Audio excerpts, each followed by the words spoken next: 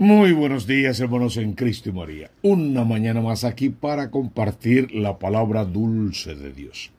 Les habla el Padre Tomás Galarza Figueroa. Este es su canal de gracia y bendición. Hoy es lunes 16 de enero de 2023. Es la segunda semana del tiempo ordinario. Señor, enséñanos a evangelizar. Porque lo que queremos hacer de nuestra vida es un evangelio abierto. Entonces, cualquier práctica que hagamos en nuestra vida, como ayunar, orar, lo que sea, que tenga siempre sentido salvífico, que nunca sea por pura apariencia, que siempre sea corazón adentro y para salvar almas. Háblanos hoy a través de tu palabra y muéstranos el camino recto hacia el reino de los cielos. Esta primera lectura fue tomada de la carta a los Hebreos, otra vez en el capítulo 5, versos 1 al 10.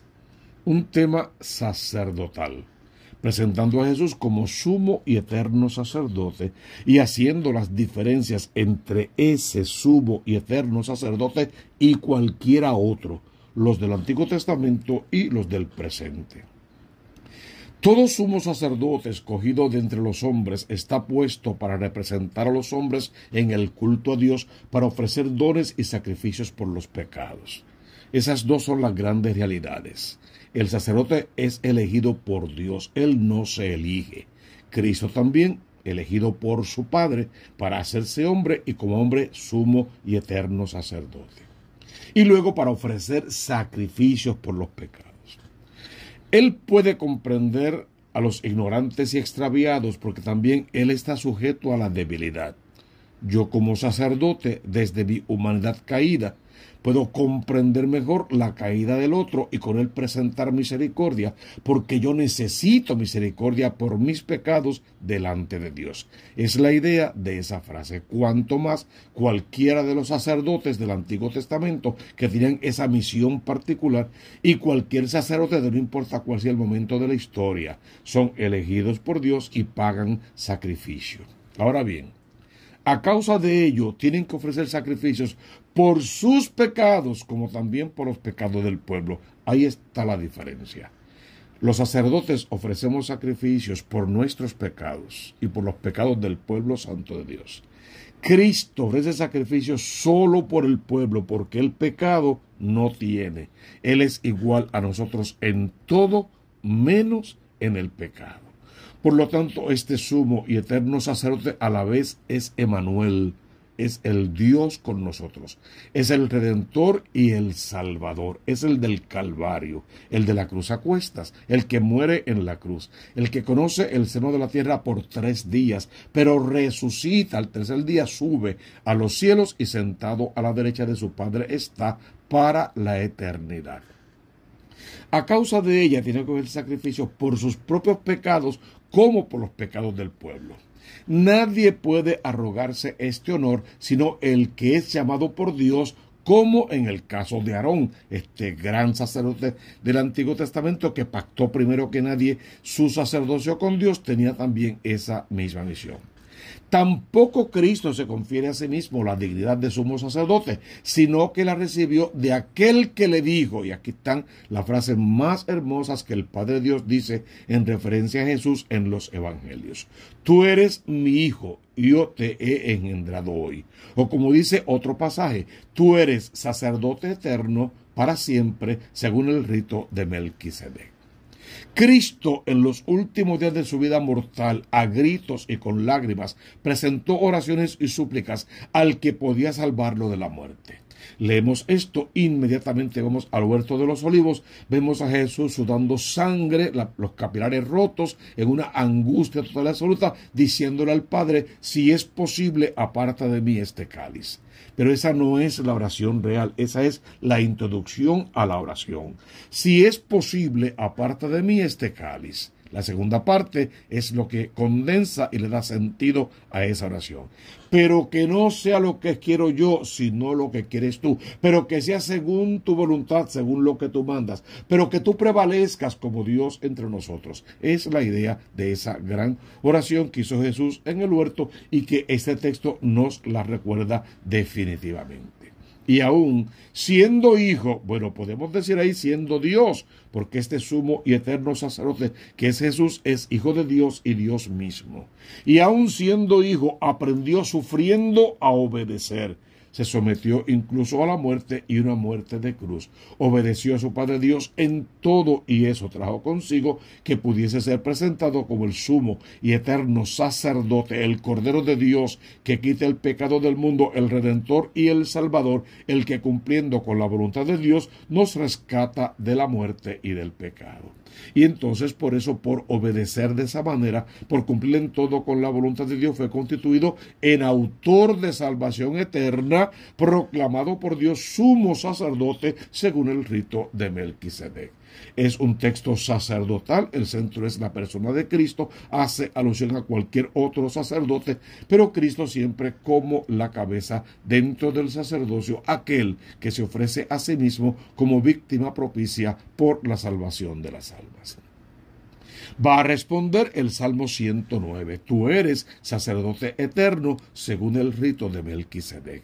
Oráculo del Señor a mi Señor, siéntate a mi derecha y haré de tus enemigos estrado de tus pies.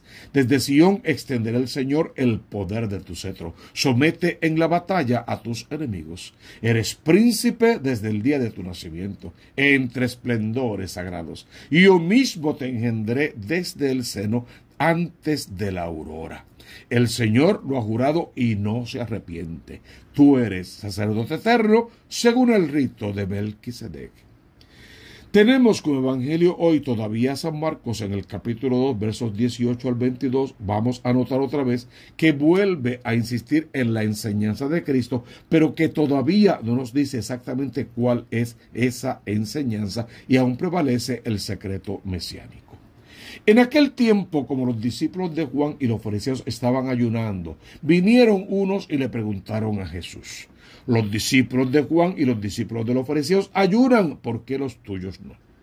Hay que apuntar que había un ayuno obligatorio, muy pocas veces al año. Y había un ayuno devocional que la gente lo hacía como práctica propia, privada, porque le gustaba, porque los hacía sentir bien, porque los hacía sentir cerca de Dios y porque les adelantaba en su causa espiritual, pero eran ayunos realmente de corte devocional. De este ayuno es que estamos hablando en este momento. La pregunta realmente es con mala intención, es para pelear, es para discutir, es para defraudar. Es una pregunta que no tiene sentido espiritual porque es una trampa, es capciosa. La pregunta es ¿por qué los discípulos de los fariseos y los de Juan ayunan y los tuyos no? Y la pregunta solo abre a Jesús una oportunidad para explicar cosas realmente importantes al comienzo de su ministerio. Jesús responde: es que pueden ayunar los amigos del esposo mientras el esposo está con ellos. Mientras el esposo está con ellos no pueden ayunar. Hace alusión al Antiguo Testamento, donde la relación entre Dios y el pueblo era una alianza de bodas, un desposorio. Dios como el esposo del pueblo, Jesús como el esposo de la iglesia, hace alusión a eso. Y dentro de esa alianza, de ese pacto que hemos jurado entre las dos partes, a cada uno le toca cumplir con su parte. Y, lógicamente, mientras el esposo está con la esposa o el novio con la novia, no ayunamos. Si el esposo no está porque se fue, porque murió, por la razón que fuera, entonces la viuda llorará, ayunará, sufrirá lo que sea, pero están todavía en ese momento de la luna de miel, vamos a decirlo así, donde estamos gozando de las bondades del Señor y ese ayuno devocional no hace falta.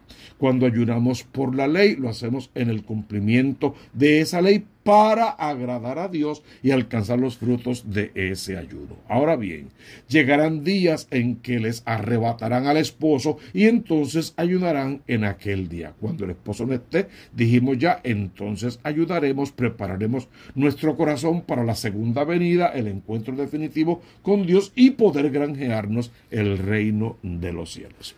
Esta última frase tiene un sentido muy peculiar. Nadie echa un remiendo de paño sin remojar a un manto pasado, porque la pieza tira del manto lo nuevo de lo viejo y deja un roto peor. Tampoco se echa vino nuevo en odres nuevos, porque el vino revienta los odres y se pierden el vino y los odres. A vino nuevo, odres nuevos. ¿Qué dice ahí?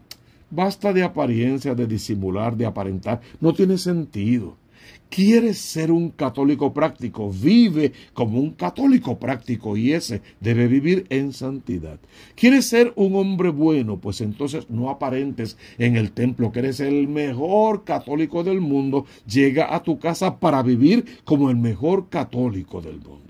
O sea, no intentes ponerle parchos espirituales a tu vida porque Dios conoce tu corazón. ¿Quieres realmente que el amor nuevo de Cristo habite en tu corazón? Preséntale a Cristo un corazón renovado, un corazón nuevo, un corazón vacío de pecado y de miseria para que Él pueda llenarlo con su amor y con su misericordia. Hay que reconocer que el vino añejo es el mejor, pero no lo echas definitivamente en odres nuevos. Vas a perder el vino y los odres. La idea es conservar ambas cosas. Pues tu experiencia de vida espiritual debes colocarla de esta manera. No le eches las perlas a los cerdos, va a decir la palabra. No tienes de ninguna manera que jugarte tu salvación peleando con este mundo y con las cosas del mundo y con las opiniones de los que están en el mundo. Tienes que ganarte tu salvación dando testimonio de vida, mostrando el rostro del Dios vivo, estando por encima de los que intentan acabarte y de los que al no tener el amor de Dios en su corazón viven entre odios, rencores, venganzas, mentiras y doble vida, dioses falsos y tantas otras cosas. Simplemente dale a Dios un corazón nuevo donde Él puede echar el vino de la vida eterna y tú puedas hasta la vida eterna vivir con el corazón alegre por ese vino eucarístico que no es otra cosa que la sangre preciosa de Jesús. Esta palabra debe tocar tu vida en esta mañana y transformarla completamente para que tú salgas a transformar a la gente en tu casa, en tu trabajo, en la calle, en la iglesia, que tanta transformación nos hace falta, y sobre todo tu propio corazón como una ofrenda agradable a Dios para que tu mejor ayuno sea no comer las porquerías que el mundo ofrece para poder comerte el cuerpo de Cristo vivo en cada Eucaristía.